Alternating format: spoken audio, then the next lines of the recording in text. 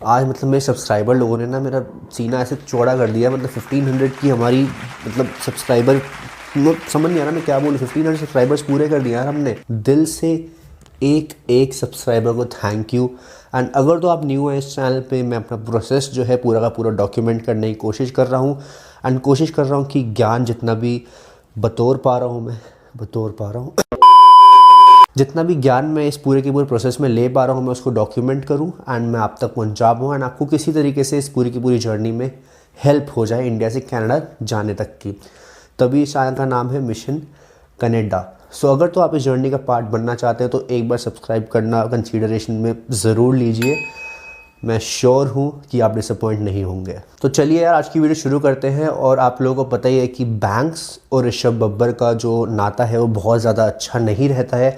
कभी भी बैंक का नाम आ जाए और मेरा नाम साथ में जुड़ जाए तो कुछ ना कुछ सीन्स तो जो है वो होने ही है। तो अब कनाडा के लिए आप लोगों को पता ही होगा, मोस्टली सबको पता ही होगा कि हमारे को GIC अकाउंट खुलवाना पड़ता है।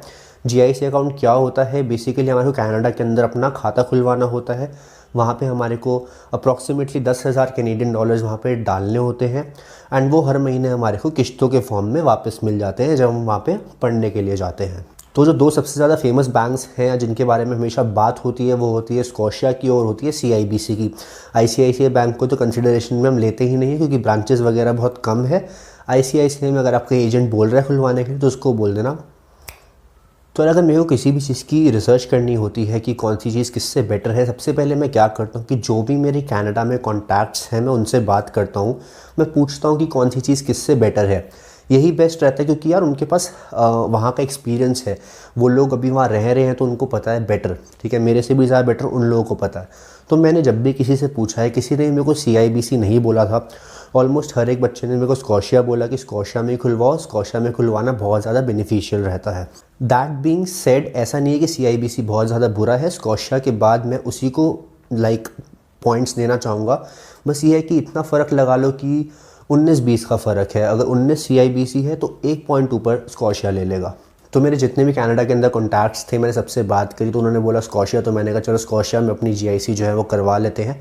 बट देन इट्स ऋषभ, कोई ना कोई पंगे तो पड़ने ही हैं।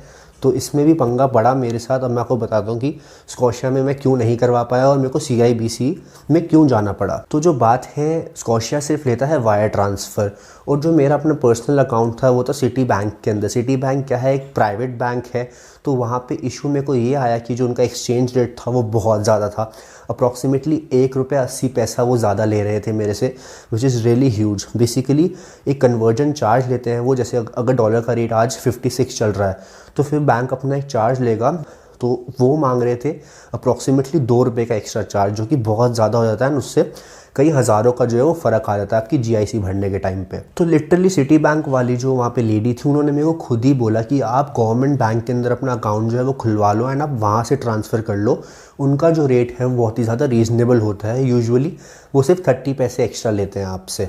तो ये सुनते ही मैंने सबसे पहले अपना अकाउंट खुलवाया गवर्नमेंट बैंक के अंदर। मेरी थोड़ी जान पहचान थी, तो आपको पता है जान पहचान तो हर जगह चाहिए होती है। विद इन 1 डे के अंदर मैंने अपना जो बैंक अकाउंट है वो मैंने अपना सरकारी बैंक के अंदर खुलवा लिया था, बैंक ऑफ बड़ौदा के अंदर। पर जितना भी GIC का जो अमाउंट था जो मैंने कलेक्ट कर रखा था वो सारा का सारा सिटी बैंक के अंदर था। तो फिर एक दिन के अंदर मैंने RTGS सिटी बैंक से अपना बैंक ऑफ बड़ौदा के अंदर करवाई।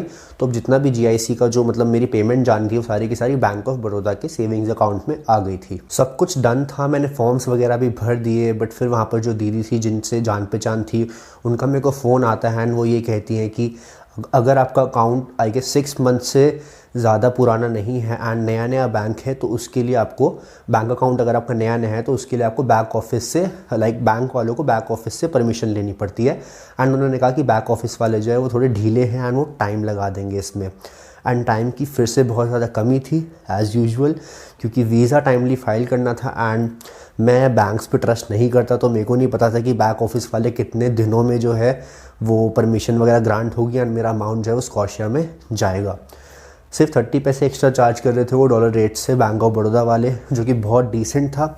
But again due to lack of time और मेरा अकाउंट पुराना नहीं था, इसीलिए मेरे को जो है स्कॉशिया से अपना हटाना पड़ा GIC वाला सिस्टम। फिर मैंने स्कॉशिया में अपना नहीं करवाया। तो ये रीज़न था कि स्कॉशिया के अंदर मेरी GIC क्यों नहीं हो पाई। तो हाँ यार, दोनों बैंक्स अच्छे हैं, ऐसी बात नहीं है कि कोई बहुत बुरा है कोई बहुत अच्छा है, दोनों बैंक्स अपनी अपनी जगह अच्छे हैं। बस मैं पर्सनली पहले रिसर्च जब मैं करता हूँ तो मैं कनाडा में जो लोग होते हैं उनसे बात कर लेता हूँ, तो सबने मेरे को स्कॉशिया ही बोला था, इसीलिए मैं पहले स्कॉशिया ही देख रहा था। तो एक जो एडेड एडवांटेज है CIBC का कि वहाँ पे ये होता है कि ज़रूरी नहीं है कि आपको वायर ट्रांसफ़र ही करना है, वहाँ पे आपका NEFT और RTGS दोनों तरीके से पेमेंट जो है चली जाती है।